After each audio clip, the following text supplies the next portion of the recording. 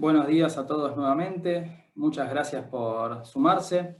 Vamos a estar dando comienzo entonces a la sesión del día de hoy.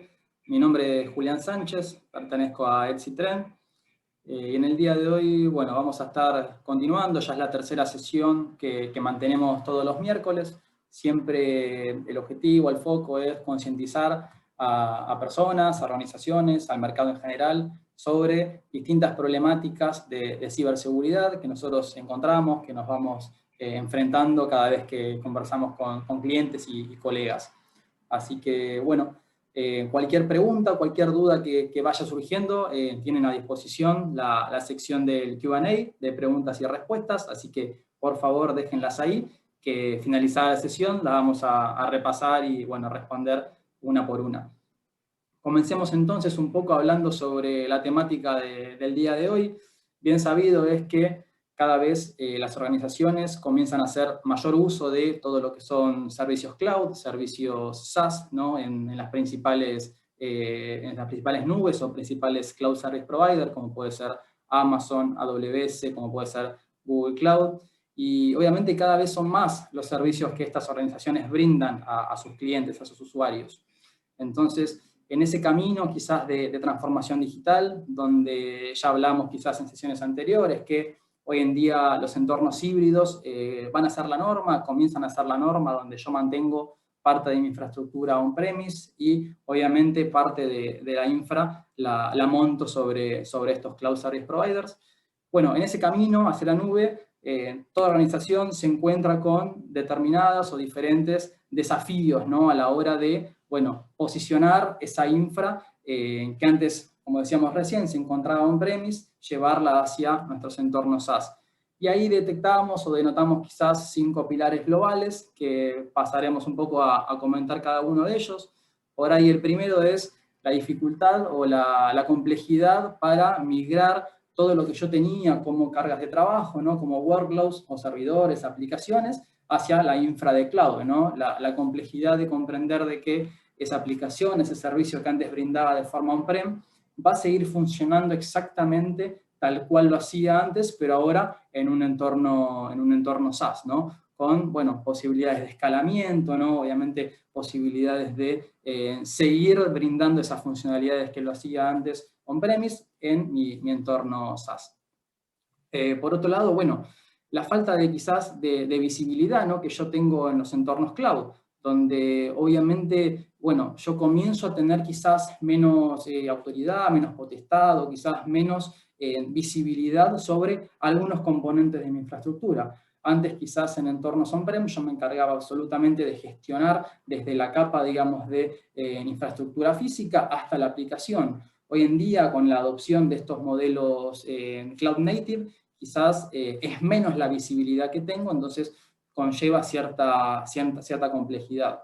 Y por otro lado también, obviamente, todo lo que está sumamente asociado a, bueno, distintos estándares de compliance y la capacidad de administrar ese riesgo de seguridad que yo voy teniendo en mi nube.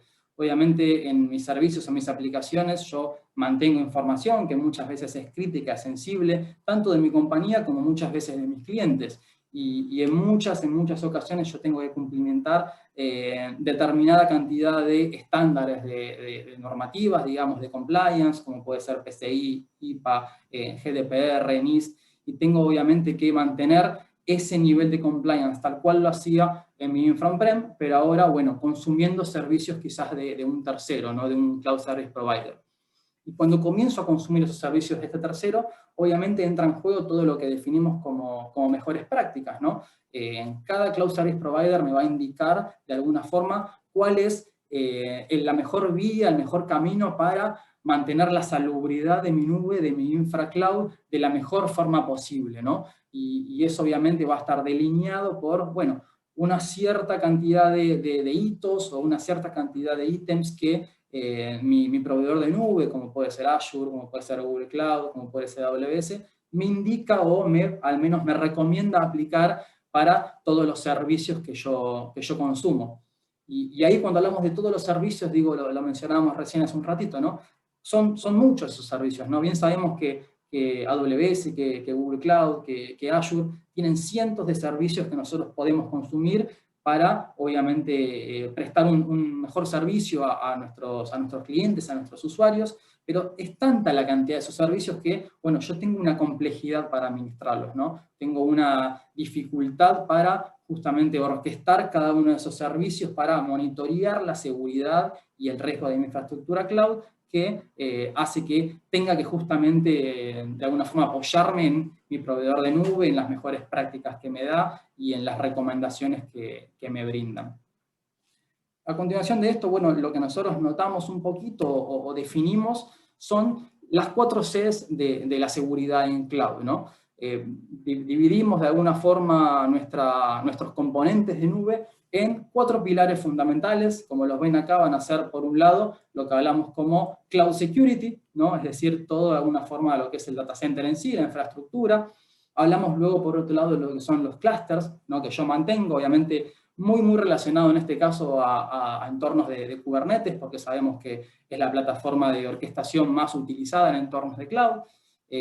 Por otro lado, existen obviamente los contenedores, que terminan siendo quizás esas cajas donde, bueno, mi aplicación termina viviendo de alguna forma, ¿no? Bien sabemos que los contenedores lo que hacen es abstraerme de la capa de sistema operativo y únicamente poder focalizarme en el desarrollo de la aplicación, donde ahí entra en juego obviamente lo que es el código de la aplicación, que obviamente se comprende que, bueno, es la capa o el componente que mayor responsabilidad voy a tener yo como cliente de nube, como consumidor de esa nube. Así que pasemos un poquito a definir los 4 pilares principales y cuáles son quizás las problemáticas o los desafíos o las complejidades de cada uno de ellos que nosotros entendemos que se disparan. Por un lado hablábamos, bueno, de lo que es Cloud Security, ¿no? Cloud Security nos referimos a todo lo que hace referencia a la infraestructura sobre la cual corren esos servidores que luego vamos a montar, ¿no? Bien sabemos que hay muchos componentes involucrados en la configuración de un servidor y lo que entendemos es que quizás la mayoría de esos componentes recae o la responsabilidad de esos componentes recae en nuestro Cloud Service Provider. Pero ¿qué pasa? El cliente siempre es responsable de revisar y configurar estos servicios, como así también de asegurar sus datos, ¿no? Y la salubridad de esos datos. Entonces, uno de los puntos que empezamos a notar son temas de configuración, ¿no? Problemas de configuración. Como decíamos antes, ¿no? Cada vez son más los servicios que yo puedo consumir de mi Cloud Service Provider, y obviamente al utilizar esos servicios, yo lo que muchas veces intento es adoptarlos con mayor rapidez, ¿no? Con mayor dinamismo. Pero ¿qué pasa? En esa rapidez, muchas veces la curva de aprendizaje, ¿no? La curva de adopción de los consumidores de nube es muy rápida que hasta incluso no me da tiempo a mí de entender cómo los debo configurar, ¿no? Muchas veces esos servicios se configuran con, bueno, seteos por default, ¿no? Configuraciones que ya vienen de alguna forma innatas en la puesta a punto de ese servicio, y que muchas veces los clientes no los modifican, no los configuran acordes a las mejores prácticas. Por otro lado, existe, bueno, el uso de la automatización, ¿no? Bien sabemos que los entornos de nube, ¿no? Los entornos quizás de desarrollo a través de aplicaciones containerizadas, tienen un gran uso o una gran conexión con procesos de automatización, ¿no? Me permiten a mí incrementar la velocidad para entregar nuevos features, entregar nuevos releases, ¿no? Dar mejoras al servicio de mis clientes, de mis usuarios que consumen mis aplicaciones o servicios. Pero ¿qué pasa? Esa velocidad a la entrega de los servicios también va a propagar errores con, bueno, esa agilidad, ¿no? Si yo, por ejemplo, por citar un ejemplo, en mi pipeline de desarrollo, ¿no? Lo que hago es, bueno, dejo por algún motivo alguna llave privada olvidada en el código de mi aplicación, yo cuando ese error, digamos, lo comience a orquestar, se comience a escalar lateralmente, ese error va a ser propagado con mucha mayor facilidad, mucha mayor rapidez. Entonces, bueno, de alguna forma una conclusión, una recomendación para este punto es siempre seguir las mejores prácticas, ¿no? De nuestro proveedor de nube, realizar auditorías, ¿no? En mis entornos mis entornos cloud. Obviamente sabemos que son entornos muy dinámicos, que se modifican con mucha rapidez, entonces debo tener de alguna forma procesos donde yo pueda estar controlando, traqueando y monitoreando esos cambios de mi infraestructura y cómo impactan en la seguridad de mis aplicaciones. Sumado a, bueno, intentar utilizar todo lo que conocemos como infraestructura as a code, ¿no? Delegar quizás esa responsabilidad o la mayor responsabilidad del lado del Cloud Service Provider, eliminando de esa forma aprovisionamientos manuales de servidores y reduciendo o acotando los errores humanos, ¿no?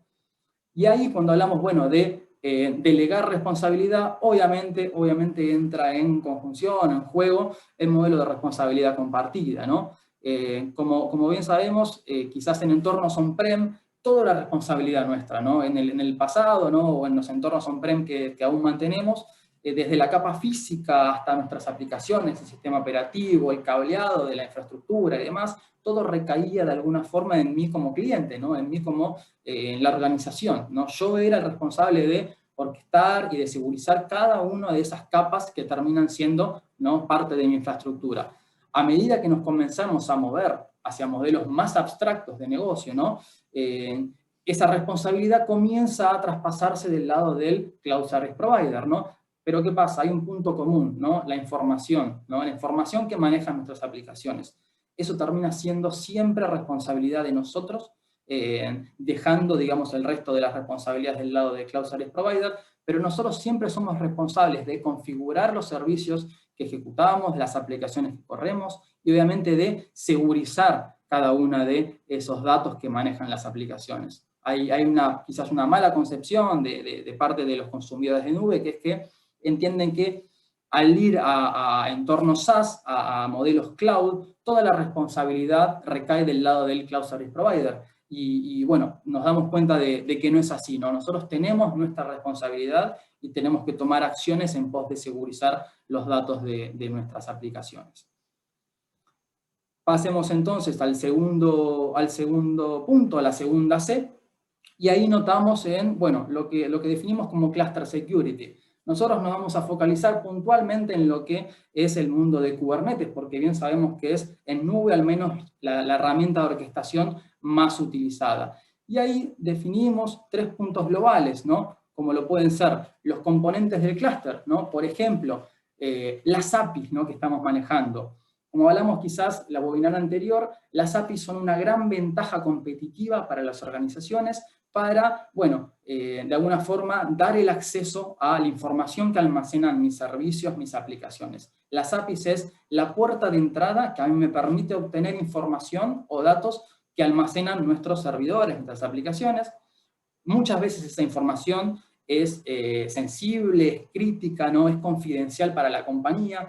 Por ende, el hecho de tener un buen control sobre las APIs que acceden al servidor, ¿no?, por ejemplo, entender si tengo APIs de desarrollo o son APIs de producción, ¿no? Muchas veces lo que sucede es, vamos a liberar una nueva funcionalidad, liberemos esta API, pero vayamos probándola, obviemos algún proceso de autenticación o de validación, y bueno, eso lo que dispara es justamente una puerta, una vía de ingreso para ciberdelincuentes para que se comprometan, vulneren esas APIs y de alguna forma tengan acceso a la información de nuestra compañía.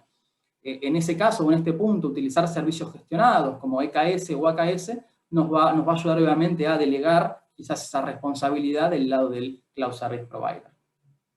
Por otro lado, todo lo que hace referencia a los servicios de clustering, ¿no? Es decir, el hecho de, bueno, encriptar todo el tráfico de las aplicaciones vía TLS, configurar procesos de autenticación y de autorización para el acceso a sus servicios o aplicaciones, va a hacer que mantengamos nosotros, bueno, una salubridad o un blindaje acorde a los servicios que estamos brindando. Acá obviamente siempre entra en juego, ¿no?, y lo vamos a mencionar en más de una oportunidad, el concepto de, bueno, el menor privilegio posible, ¿no? Yo no voy a mantener servicios o puertas de ingreso a mis servicios que no sean necesarios para la normal operativa de esa aplicación, ¿no? Es decir, solamente voy a habilitar lo que yo doy como, de alguna forma, válido por mi aplicación, o transferencias o comunicaciones que son justamente operativas de mi aplicación.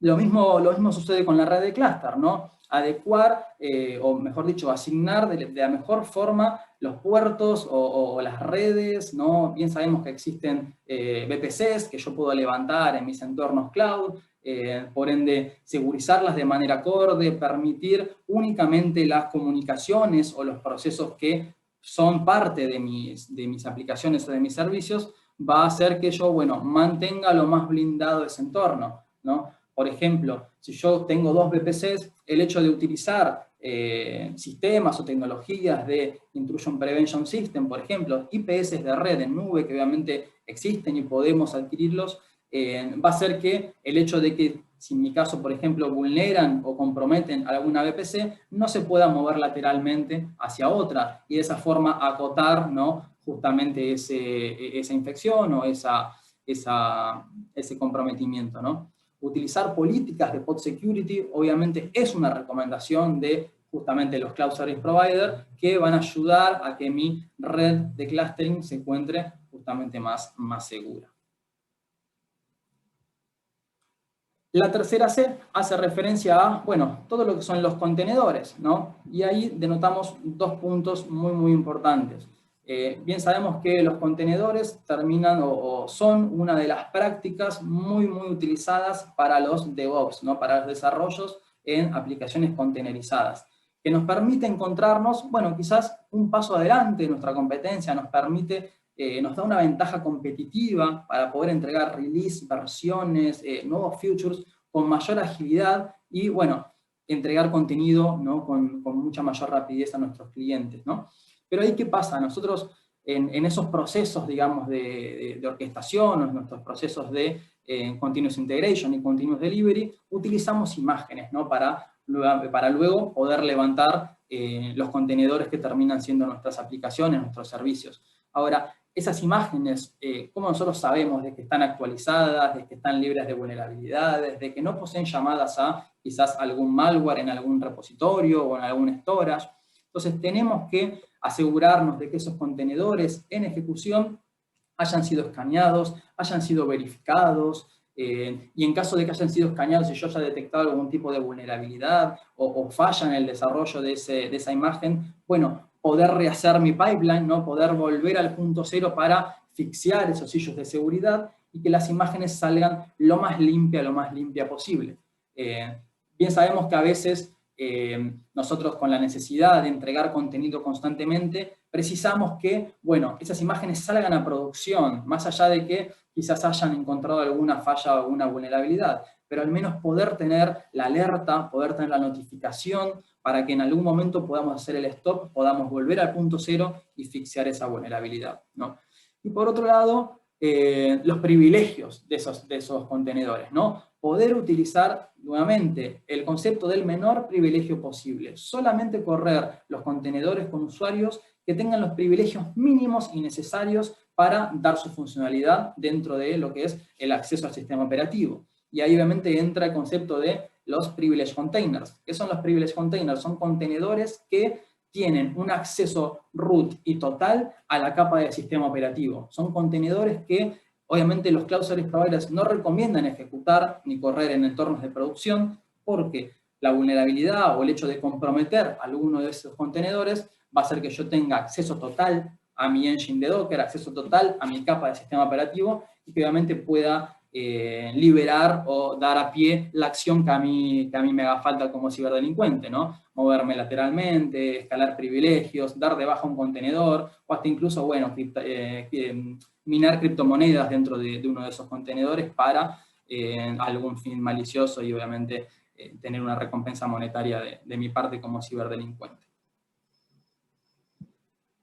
Siguiente y última C, en este caso, ¿no?, es la cuarta C de nuestros Cloud Native Security, y acá hacemos referencia a Code Security o seguridad de la aplicación o Application Security, ¿no?, según la aproximación que le queramos dar, pero lo que sí entendemos de este punto es que es la capa que más control tenemos, que nosotros como consumidor de nube más control tenemos, lo vimos antes en el modelo de responsabilidad compartida, donde siempre la capa de los datos de mi aplicación es responsabilidad nuestra, y ahí un poco lo que yo tengo que comprender son 3 puntos importantes, ¿no? Por un lado es cómo está codiada mi aplicación, es decir, la composición de mi código, ¿se encuentra libre de malware o de vulnerabilidades? ¿Está bien? Bien sabemos que en entornos de DevOps, el hecho de reutilizar códigos de terceros, ¿no?, es una ventaja competitiva muy grande, o sea, les ahorra a los desarrolladores tiempo, voy a reutilizar una imagen de, no sé, una distro de Linux, por así decirlo, por un Alpine Linux. La voy a reutilizar y voy a seguir sumándole capas para alcanzar mi aplicación final. Ahora, esa imagen que yo tomé de un contenedor público, ¿está libre de malware? ¿Cómo yo me puedo asegurar de que no tiene malware o vulnerabilidades? Bueno, a través de, obviamente, tecnologías que puedan analizar esa composición de código, que puedan escanear esas imágenes y permitirme a mí hacer un coding seguro, ¿no? Un desarrollo seguro. Por otro lado, obviamente existe todo lo que entendemos como revisión de código estático, ¿no? Es decir, prácticas que dentro de mi pipeline, bien, dentro de mi proceso de desarrollo, puedan buscar algunas prácticas inseguras, como por ejemplo, de repente llaves privadas, como de repente API keys, como de repente credenciales de un admin, que quizás por alguna mala práctica, por haberme olvidado, las dejé dentro de mi código y obviamente eso es la puerta de entrada a justamente los cibercriminales que la van a querer y saber utilizar. Y por último, el último punto, pero no por eso menos importante, todo lo que hace referencia al análisis dinámico, ¿no? Es decir, cuando los contenedores son levantados, digamos, en producción, están corriendo como una aplicación, yo debo mantener obviamente la seguridad también de los mismos, para que en principio no sean afectados por, bueno, ataques genéricos, ¿no? Como puede ser SQL injection, como puede ser cross-site scripting, que obviamente lo que van a hacer es comprometer la salubridad de mi aplicación y, bueno, obtener acceso indebido a justamente mi aplicación. Entonces, habiendo entendido un poquito, ¿no?, los desafíos de los 4 componentes, las 4 Cs de la seguridad en nube, lo que nosotros definimos, o lo que determinados investigadores o researchers de Trend entienden, es que existen 4 brechas de seguridad o 4 puntos claves sobre los cuales los cibercriminales se van a apoyar para comprometer nuestras infraestructuras cloud. Los nombramos quizás previamente en los anteriores slides, repasémoslo bien. Son, por un lado, ¿no?, todo lo que hace referencia a los pipelines de DevOps, ¿no? Bien sabemos que, decíamos recién, ¿no?, el hecho de metodologías de DevOps hace que nosotros podamos siempre encontrarnos un paso adelante de nuestros competidores, de entregar contenido o aplicaciones o releases de algunas versiones de servicios con mayor rapidez, con mayor agilidad.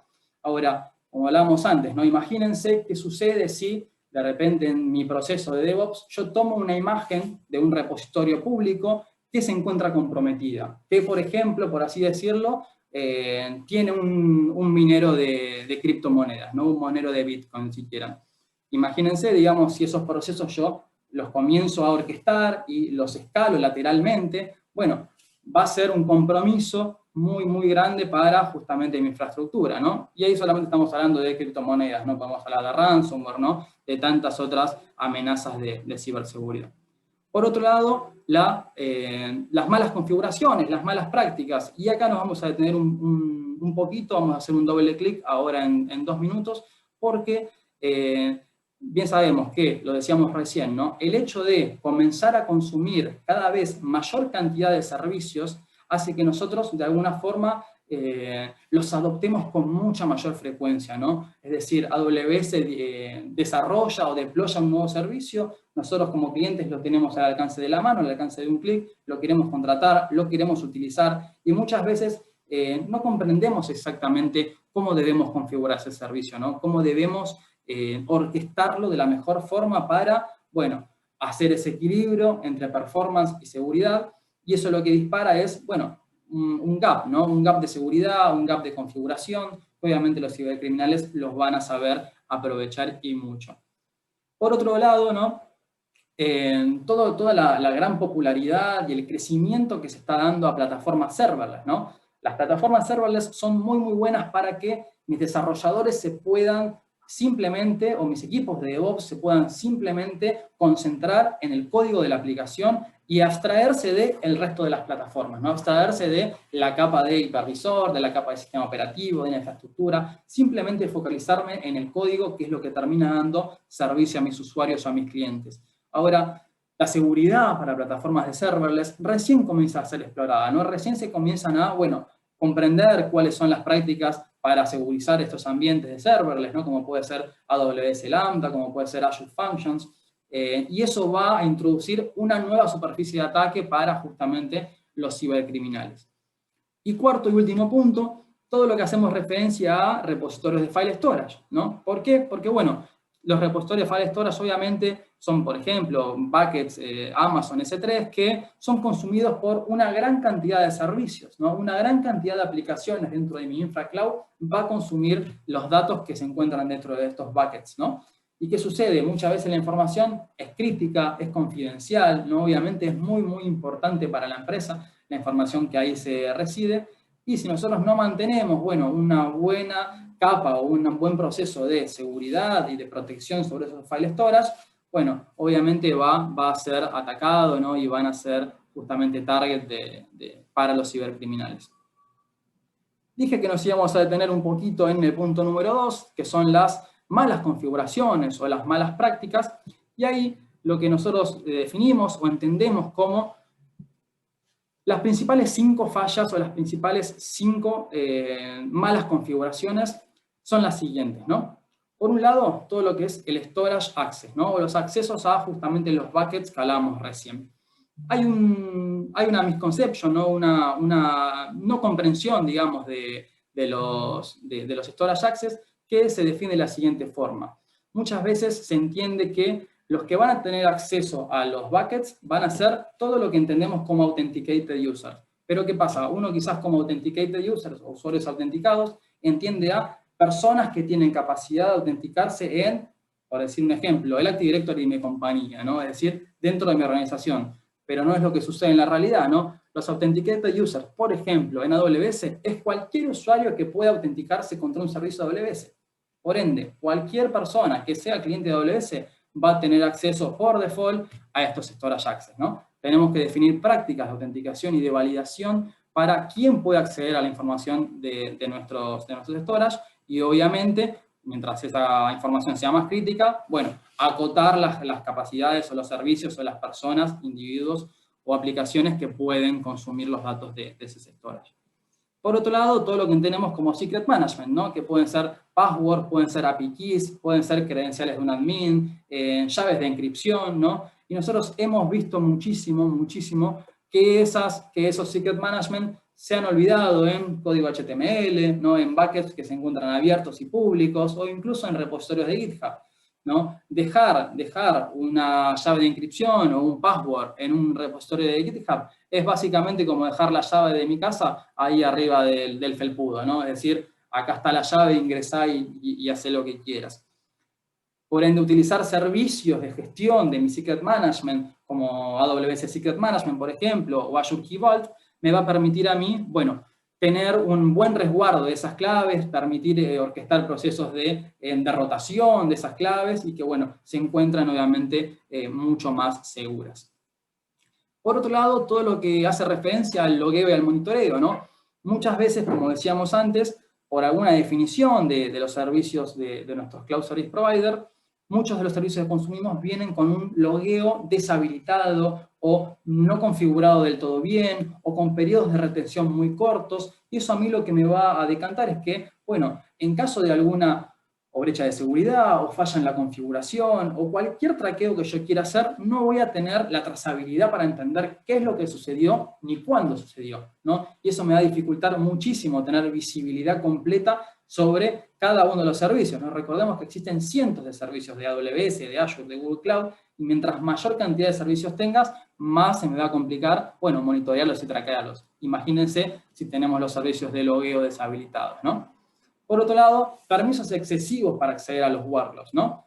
Bien sabemos que nosotros en nuestra infraestructura on-premise, ya sea servidores virtuales o servidores físicos, nunca vamos a dejar de alguna forma expuestos los mismos hacia Internet sin ningún tipo de filtro, sin ningún tipo de firewall en el medio o un IPS adelante, ¿no? Entonces, ¿por qué haríamos eso en entornos de cloud, ¿no? Lo hemos visto muchísimo, ¿no? Que, por ejemplo, por citar un ejemplo, ¿no? Se deja expuesto a Internet el puerto 2379 de un host de Kubernetes, ¿no? Que no es ni más ni menos que el etcd, ¿no? Que es el repositorio principal de datos de mi host de Kubernetes. Bueno, obviamente, volvemos al punto que hablábamos antes, ¿no? Cerrar cualquier puerto, cerrar cualquier servicio de cara a Internet que no va a ser utilizado por mi aplicación, ¿no? No voy a dejar, por ejemplo, un servicio FTP en un web server si de alguna forma solamente voy a recibir conexiones por HTTP, ¿no? Un ejemplo. Y por último punto, ¿no? La falta de validación, ¿no? Nos encontramos muchísimo en nuestros clientes que no se tienen procesos que auditen las configuraciones que hacemos, ¿no? Y mismo no hay procesos que verifiquen de forma regular los distintos cambios que suceden en nuestra infra de cloud, que bien sabemos que son muchos, que ocurren con mucha frecuencia, y cómo eso va a impactar en nuestra seguridad. Entonces, tener procesos que nosotros podamos validar cada cambio que hacemos en nuestra infra cloud, por qué lo hacemos, cuando sucede alguna modificación, algún cambio o alguna adopción del nuevo servicio, poder obtener o poder recorrer un proceso que a mí me permita entender si ese nuevo cambio que se disparó va a impactar de alguna forma en la seguridad de mi nube. Entonces, comprendidos un poco estos cinco puntos claves, ¿no? De lo que son las faltas de configuración o las fallas en la configuración, nosotros nos gustaría, bueno, hacer un doble clic, ¿no? Y entender por qué hacemos una lupa sobre esto.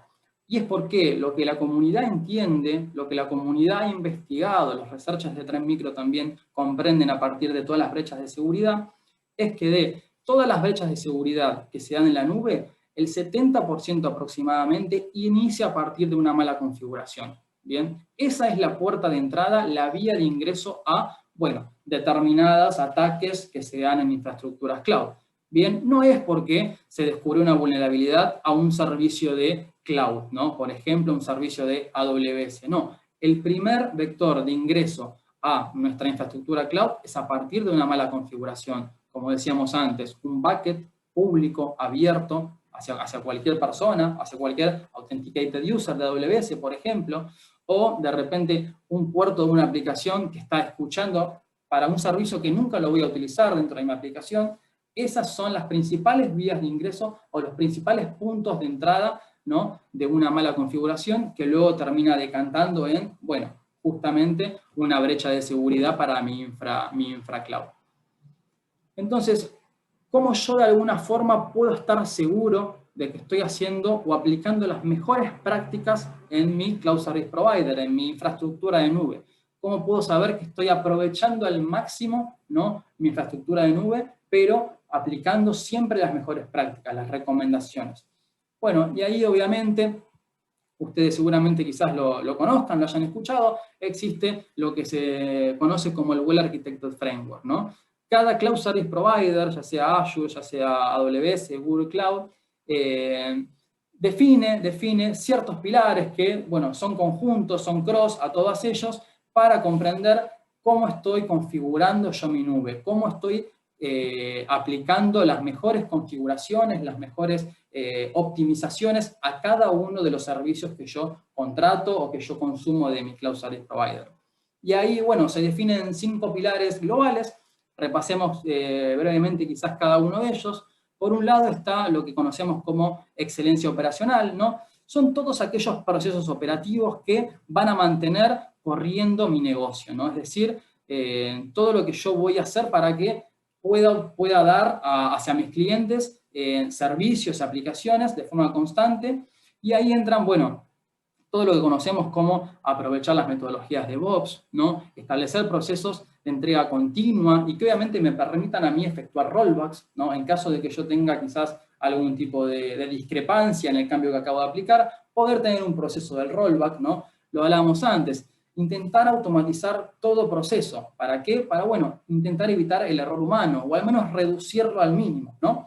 Mantener, obviamente, sistemas de alertas, ¿no? Que muchas veces, bueno, no tenemos acceso a un servidor o a una VM para analizar, para ver los logs del sistema operativo y demás. Entonces, un buen sistema de traqueo, y obviamente cuando tengo una gran cantidad de servicios cloud, bueno, poder centralizar todo ese logueo en algún tipo de, ya sea SIEM, en algún tipo de, bueno, concentrador de eventos para poder tener una visibilidad completa de lo que ocurre en toda mi infra cloud.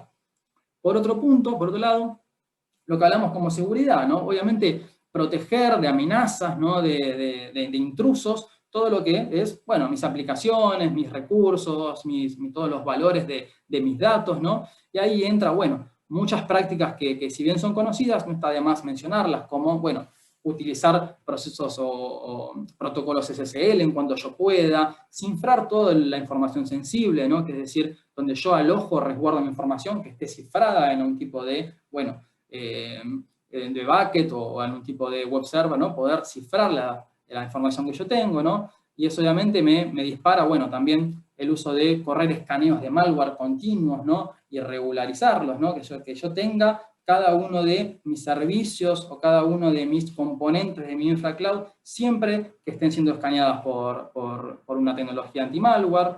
Poder asegurar todos los procesos de autenticación, ¿no? Es decir, permitir que el acceso a cada uno de mis servicios sea para las personas que lo tienen que consumir y para nadie más, ¿no? Obviamente se dispara mucho eso del, ya lo hablamos, bueno, quizás la webinar pasada, lo mencionamos un poquito, ¿no? El modelo de confianza cero trust, ¿no? Todo lo que conocemos como, en principio voy a denegar y bloquear cualquier comunicación o cualquier transacción, y voy a empezar a permitir de a poco, de forma gradual, cada uno de los puntos o el traspaso de información que hacen a mi aplicación y nada más que eso, ¿no? Tercer punto se conoce como reliability. Nosotros lo conocemos quizás como fiabilidad, disponibilidad, ¿no? Que es más que nada, bueno, la habilidad de reponerse ante fallas que pueden ocurrir en mi infraestructura cloud. Y ahí detectamos, bueno, dos pilares importantes dentro de lo que es disponibilidad. Por un lado, la disponibilidad en sí, ¿no? Es decir, que los servicios se encuentren corriendo cada vez que mis usuarios lo precisen, ¿no? Dar servicio, por así decirlo. Y por otro lado, la capacidad de ser resiliente, ¿no? Es decir, en la nube seguramente sucedan fallas también, como sucedían en entornos on-prem, seguramente tengamos fallas en la nube, ¿no? Es una concepción que hay que comprenderla y hay que hacerla propia, ¿no? Pero la capacidad de recuperarse ante esas fallas, ¿no? La capacidad de recuperarse y, bueno, de hacerlo de forma automatizada, rápida, ágil, ¿no? Ahí te vas a preguntar seguramente, bueno, ¿cuánto es el downtime aceptable para una aplicación, ¿no? Para un servicio? ¿Cuánto es el tiempo máximo que, bueno, puede estar esa aplicación quizás caída, segundos, minutos, ¿no? Entonces ahí quizás el concepto de utilizar microservicios nos va a permitir ser más resilientes a nosotros, ¿no? Salir de esos modelos de aplicaciones monolíticas y empezar a, bueno, adoptar esos modelos de microservicios donde quizás si yo tengo, no sé, una web page, ¿no? Un sitio web con microservicios, bueno, en mi caso se me puede afectar un servicio que podría ser, por dar un ejemplo, el carrito de compras, ¿no? Pero no se va a caer la aplicación entera, ¿no? Es decir, solamente un componente de la aplicación va a ser el que no va a estar funcionando hasta que yo me pueda recuperar, me pueda recobrar de esa falla. Pero la aplicación va a seguir corriendo, ¿no? Y obviamente, bueno, el uso de servicios que tengan replicación de datos, ¿no? Obviamente sabemos que hay muchos servicios en AWS, en Azure, que tienen esa capacidad, pero utilizarlos, ¿no? Nos va a dar, bueno, mejores capacidades para reponernos ante posibles fallas, ¿no? Cuarto pilar, ¿no? Todo lo que hablamos como performance, ¿no? O eficiencia en la performance, que nosotros lo entendemos como la habilidad del sistema para adaptarse a los cambios de carga, ¿no? Cuando, es decir, yo tengo una aplicación web, por ejemplo, y sé que hay momentos que esa aplicación web va a tener una gran cantidad de requests, una afluente muy grande de acceso por parte de los usuarios. Bueno, poder ser escalable en estos momentos, ¿no? Poder ser escalable a demanda, ¿no? Y ahí nosotros por ahí detectamos o entendemos que hay dos tipos de escalamiento. Un escalamiento horizontal y un escalamiento vertical. Cuando hablamos de escalamiento horizontal nos referimos a yo tengo un servicio hosteado en, por ejemplo, un workload, una VM, entonces capacidad de escalar verticalmente sería asignarle más recursos, ¿no? Darle más recursos a mi servidor para que pueda absorber la carga de esos momentos pico, ¿no? Donde hay mayor procesamiento. ¿Y el escalamiento horizontal cuál sería? Bueno, esa instancia del workload, poder replicarla en X cantidad de instancias, justamente, para también, obviamente, poder absorber esa carga. Obviamente, en lo que conocemos como nube, los procesos de escalamiento horizontal son los más adecuados, son los recomendados y los aconsejables por los Cloud Service Provider, y además me va a permitir a mí que automatizar, ¿no? ese escalamiento lateral, ese escalamiento horizontal. Me va a poder permitir agregar más instancias en momentos de carga y, bueno, removerlas o, sí, quitarlas, eliminarlas en cuando no las haya, ¿no? Y obviamente me va a permitir ser redundante, ¿no? Eso me va a permitir que si yo tengo algún tipo de disrupción en uno de esos contenedores, en uno de esos workloads, bueno, poder ser redundante y seguir dando servicio aunque se me caiga uno de ellos. Y por último, ¿no? Todo lo que conocemos como optimización de costos, que no es ni más ni menos que eliminar los gastos innecesarios, ¿no? Administrar todos los costos para optimizar el valor agregado, es decir, con la menor inversión posible poder hacer la mayor entrega de valor hacia mis clientes. Y ahí entran en juego conceptos como el modelo de Pay as you go, ¿no? Es decir, consumir únicamente lo que yo, pagar únicamente lo que yo consumo, ¿no? Y ahí también, bueno, se disparan quizás recomendaciones del Google Architecture Framework, como por ejemplo, siempre recomendamos invertir en pequeños cambios o pequeñas mejoras antes que un gran primer release, porque me permiten hacer, bueno, procesos secuenciales, pasos más cortos con posibilidad de rollback, ¿no? Más instantáneos, más rápidos, que si hiciese, no sé, un primer gran release. Entonces, hasta acá un poquito todo lo que definimos como el Google Architecture Framework. Dijimos, existe uno para AWS, existe para Azure, se cruzan muchísimo, ¿no? Muchas veces hablan de los mismos conceptos y los mismos pilares son los que ellos definen. Entonces, nosotros, ¿qué recomendamos o cuál es nuestra conclusión para ir cerrando un poco la webinar del día de hoy? Son 3 puntos importantes, ¿no? Que los definimos como ven a continuación, ¿no? Por un lado, permitir definir una cultura de seguridad y DevOps, ¿no? Todo este mundo donde nosotros podemos en nube entregar contenido cada vez más rápido, ¿no? Integrar a equipos de desarrollo y de operaciones en un mismo pipeline nos permite siempre encontrarnos un poco y un paso más adelantado, ¿no? Poner seguridad directamente al momento del desarrollo de la aplicación y no después, que también hay que hacerlo obviamente, pero poder sumarnos al momento del desarrollo para dar seguridad nos va a permitir, bueno, codear más seguro, nos va a permitir entregar releases cuando ya han sido escaneados de malware, vulnerabilidades, de que se encuentra con las mejores configuraciones, ¿no? Por otro lado, el segundo punto, tener una visibilidad central de todo lo que ocurre en el mundo de nube. O sea, sabemos que en el mundo de nube yo voy a contar con storage, voy a contar con cargas de trabajo, voy a contar con ambientes serverless, con contenedores. Bueno, poder tener una visibilidad completa de todos esos servicios, apoyarme, ¿no? En las recomendaciones de mi proveedor de nube, confiar en mi proveedor de nube. Eso es importante también, ¿no? Obviamente, hablamos antes, hay un modelo de responsabilidad compartida que parte de la responsabilidad cae del lado del cliente, parte cae del lado del Cloud Service Provider. Entonces, confiar en que del lado del Cloud Service Provider están configurando, están actualizando los componentes, no me va a permitir a mí, bueno, obtener la mejor sinergia para asegurizar y para configurar mi entorno de nube lo mejor que yo pueda. Y por otro lado, definir procesos, orquestar procesos que a mí me permitan constantemente evaluar, bueno, el compliance de distintas normativas, ¿no? Por ejemplo, PCI, HIPAA, los mencionamos antes, ¿no? NIS, GDPR, ¿no? Para todo lo que es información confidencial, y correr esos procesos, ¿no? A partir de cada uno de los cambios que se dan en mi infra de nube, ¿no? Lo mencionábamos antes, son muy frecuentes esos cambios, se van a dar con mucho dinamismo, y más incluso que lo que ocurría en entornos on-prem.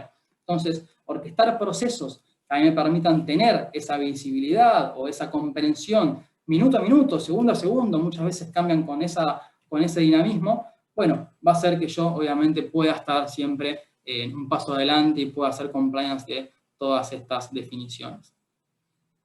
Así que bueno, hasta ahí era un poco lo que teníamos para contarles. Les agradecemos muchísimo a todos los que se sumaron a la sesión del día de hoy. Espero que haya sido útil. Vamos a estar compartiendo la webinar en nuestro canal de YouTube, así que luego les vamos a compartir a todos los que se sumaron el link de la misma para que los puedan ver.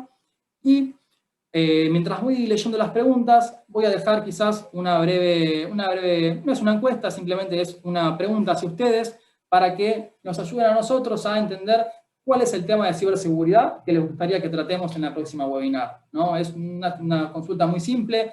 La misma pregunta está colgada dentro de nuestro LinkedIn, así que pueden mandarme la solicitud, pueden conectarse con nosotros para también responderla por LinkedIn, pero les voy a pedir que si quieren dentro de las preguntas o dentro del Q&A, respondan con 1, 2, 3 o 4 cuál es el tema de ciberseguridad que les interesaría para que podamos seguir en contacto la próxima semana.